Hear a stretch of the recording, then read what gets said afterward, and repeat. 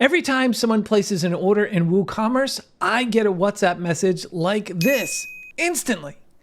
Let me show you how to set this up using OttoKit. So to create our workflow, I thought we'd use a little AI magic. So I created this simple prompt here: send a WhatsApp message when there's a new order paid in WooCommerce.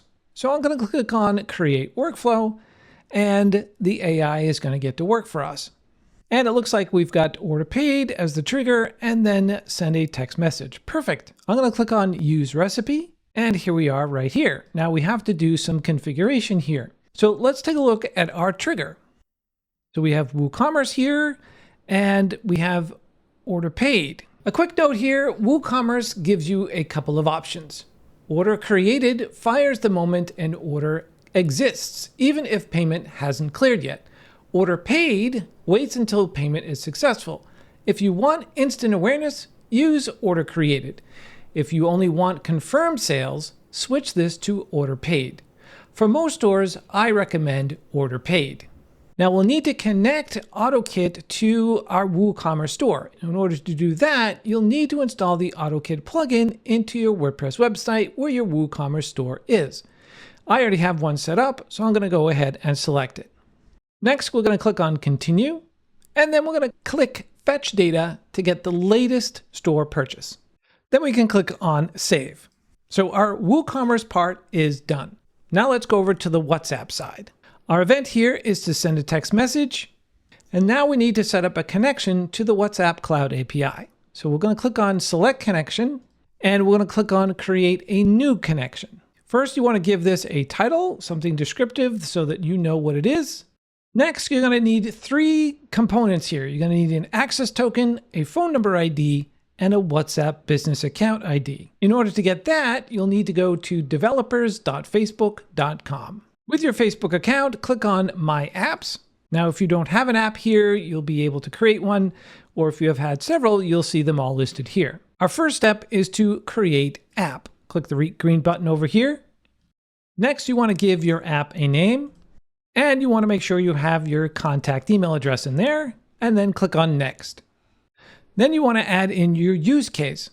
Select All, and then scroll down here until you see Other.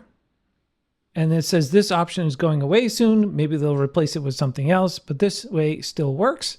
And click Next. Here you want to select Business and click Next. Now you have the option to select a business portfolio, but you don't have to if you don't have one available. And click on Create App. You'll have to re-enter your Facebook password. Click Submit. Here is where you select the app that you will be using. So we'll be using WhatsApp, so we'll click on Set Up.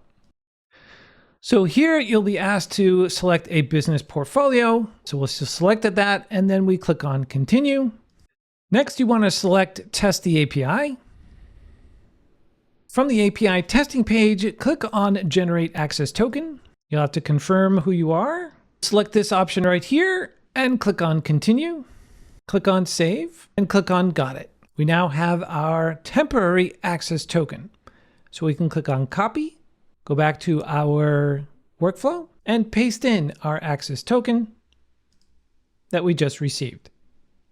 Go back to Meta. Next, you want to select the WhatsApp business account ID. Go back to our workflow. Paste that into the field. And then copy the phone number ID and paste that into that appropriate field, like so. The other thing to point out is that you'll need to add a recipient phone number here. I've already added mine.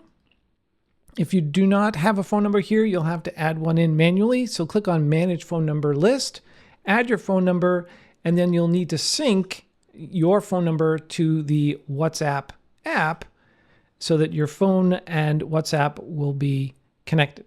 So for me, I'm just going to select my phone number. So we have all of our pieces there. So let's click on Connect WhatsApp Cloud API.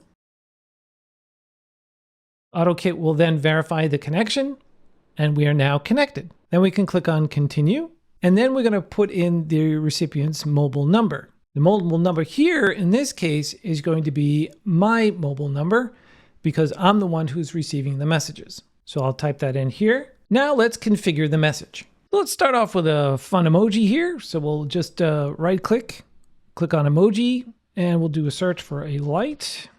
Let's just do this one right here, the red flashing light. And we'll do alert. Then we can put in the person's first name. Susie just bought 4, and then we can put in the total. And let's just do woohoo. And another little emoji, party emoji maybe. And then we can click on continue. And then we can click on test action, and it'll confirm that the action tested successfully. And so that is now connected, and we can click on save. The last thing you have to do with your workflows, of course, is click on publish, and then we can go ahead and test it out. So I put in all of my information on the checkout page for this product, and I'm going to click on place order. And within seconds, I got an alert in the WhatsApp for Windows app that says, alert, Susie just bought, and whatever she bought, and for how much. Once you get your workflow up and running with the testing and everything is working great, the last step I want to recommend to you is to continue through the WhatsApp configuration tab here and set up a permanent access token and a WhatsApp business account.